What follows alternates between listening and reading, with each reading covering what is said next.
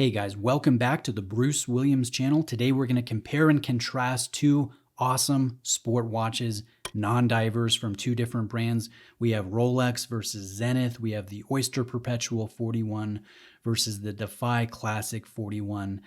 And I really enjoy both. I hope that is apparent here in this video. I'm an owner of Rolex. I'm an owner of Zenith. I don't find the need to take sides, so to speak, because I enjoy both brands.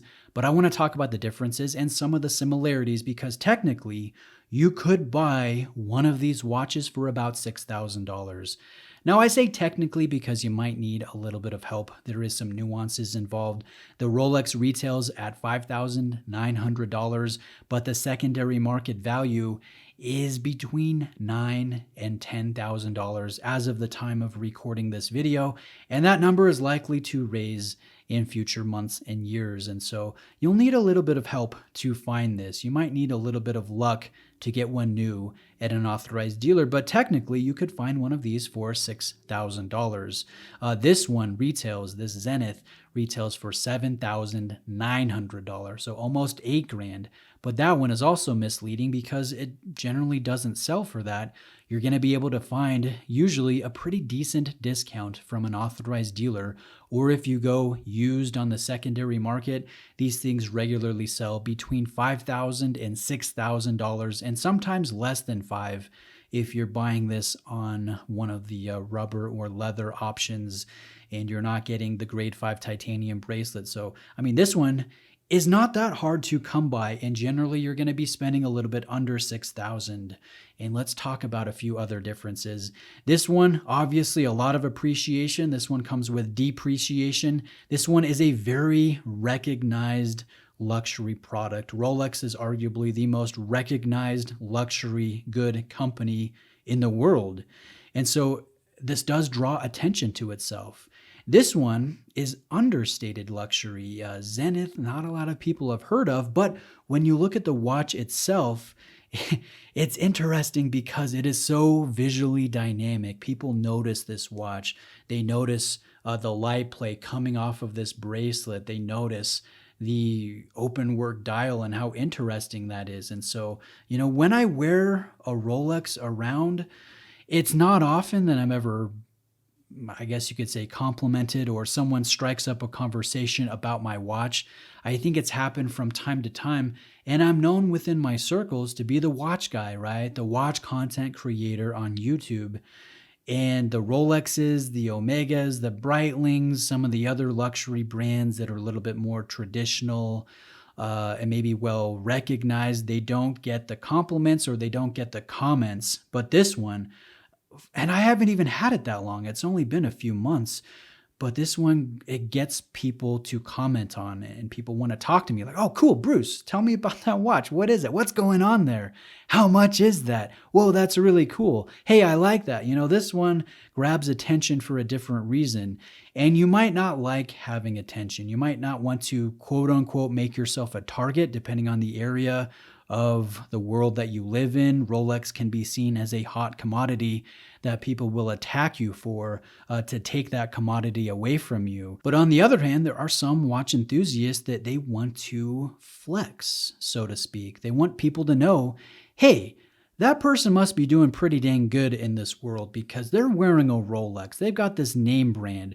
They've obviously spent thousands and thousands of dollars on that watch.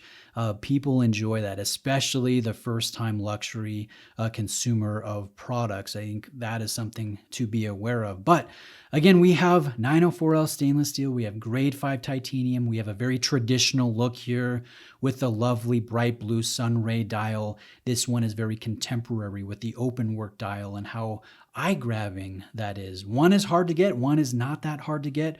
One has a 5-year warranty. One has a 3-year warranty. One is rare because of the demand, and one is rare because of the production. Rolex makes about $1 million, not $1 million, far more than that. No, they make about 1 million units annually of all the different watches that they produce, men's and ladies' pieces and precious metal, stainless steel, two-tone. They make about 1 million watches annually. Zenith makes between 20 and 25,000 units every year, which is kind of crazy if you think about it. That's far less than even Patek Philippe, which is famous in how they say, you know what, we only make a certain amount every year. We put our heart and soul into the production. And I know they do. I'm not trying to bash Patek by any means. I would love to own Patek at some point. But technically, Zenith, they're rare just by their production numbers. They're uncommon. Versus this, there's a lot more produced, but they're uncommon because of the demand. So an interesting dynamic there. Let's talk a little bit about the Rolex, and then we'll talk a little bit about the Zenith. But this one is the 124300 reference, 5900 at retail, 39.5 millimeters in diameter, which is interesting because, this is the OP41, the Oyster Perpetual 41. And it's not 41 millimeters at all. It's 1.5 millimeters smaller than that, which I think is important to share because I know some of you go, hey, 41 for a non-diver. I don't think I want to do that. That might just be too big on my wrist, but it doesn't wear big. In fact, it is so effortless. It really disappears. It's thin, it's comfortable, it's solid, and it's versatile. This doesn't look out of place with shorts and a t-shirt, and it doesn't look out of place with a polo shirt or, slacks in a sport coat. It is very beautiful, very versatile, very easy to wear. Comes in at 11.8 millimeters in overall height. And this is kind of interesting. I don't know if you can see this, but we have a proud sapphire crystal that's flat. And then we have this conical polished bezel. And if you add the height of the bezel and the crystal, visually it's almost the same as the mid case, the Oyster case, and then you have the case back. So it really looks great from the side angle. It disappears on wrist. It's visually dynamic and beautiful. I love that shade of blue. I like, how light this is and how it changes. And in some lights it's baby blue, and then in other lights, I can't really do it here under the studio lights, but it's very dark and it's almost muted. Let's take a look at the bracelet. Rolex makes some of the most satisfying bracelets on the market. They're milled. They're just easy to use. They're very solid. And notice the desk rash here found on this OP41. I want to shout out my buddy Mike, who this watch belongs to. Me and Mike traded watches last week. I'm letting him try out my tank from Cartier. He's letting me try out his OP41, obviously. And we're going to switch back here next week. But I love the fact that he's worn this and he's put some scratches in it. He's not afraid to wear it. This is not a safe queen. And that's something that I do. So that's something that I respect, and I want to shout him out for that. But anyway, I was talking about the bracelet. Great bracelet. And this carries the easy link. If you guys can see that, we have just slightly different wrists. But this is how the bracelet normally is. And if you want to add a little bit of travel, you just engage the easy link. And again, I think that's a nice thing. So that's the Rolex, 70 hours of power reserve. We have a lot of nice things with the movement, with the free sprung balance. We have a variable inertia regulation system for regulating the movement. We have Paraflex shock absorbers. We have a blue parachrome hairspring, completely anti-magnetic, and it is a superlative chronometer, meaning it is going to be accurate to a window of -2 to +2 seconds per day. Now let's talk about the Zenith here. Let me bring this up in front of the camera. I just can't get enough of how beautiful this is, how dynamic and how interesting and how different this watch is. It really is a stunning piece. Again, different from the Rolex. I like both for different reasons. This one is 40.5 millimeters in diameter. 45.3 is the lug-to-lug dimension. It's thinner than the Rolex at 11 in overall height. They both will have 100 meters of water resistance, but unfortunately the Zenith doesn't have a screw down crown like the Rolex does. This is a push-pull crown.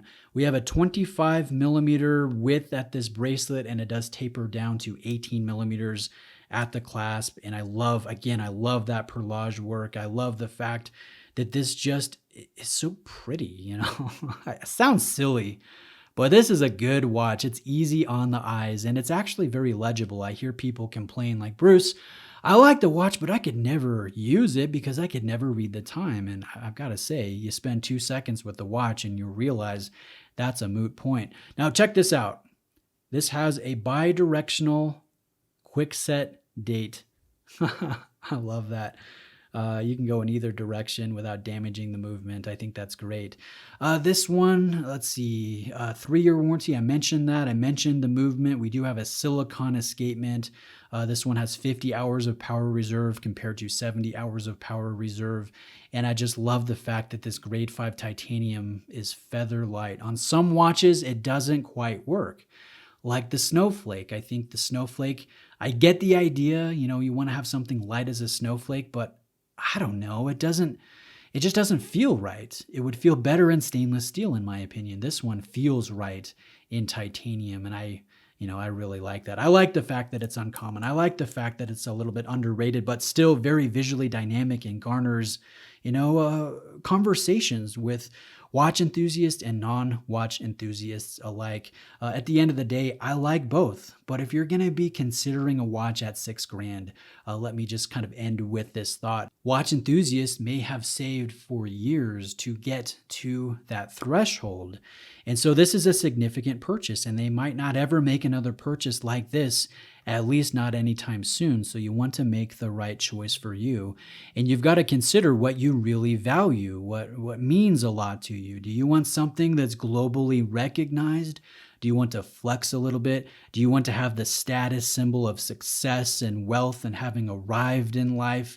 Do you want the watch with better lume, a better warranty, a longer power reserve, something more traditional, something that's a hot commodity, something that will appreciate in future years to where, you worked hard for that money. You want it to work for you. You want to have something that's worth more than what you put in while still enjoying the watch.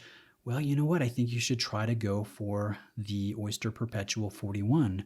Whereas if you want something that's truly uncommon, something that's more underrated, something that's more contemporary, something that's more visually interesting and arguably a better design, something that's grade 5 titanium and arguably has nicer finishing or displays more talent in working with grade 5 titanium, do you want something that's a little bit different, a little bit off the beaten path? And, if that's the case, well, why don't you go with something like this Zenith to where you can really enjoy and tune out the appreciation and the value and all of that stuff. Something else to consider is, do you want to have to deal with the Rolex haters if you buy a Rolex? That is something that I find a little bit annoying because I do enjoy Rolex, but at the same time, there are people that get so salty. They go, you know what? I hate authorized dealers. I hate Rolex. They play games.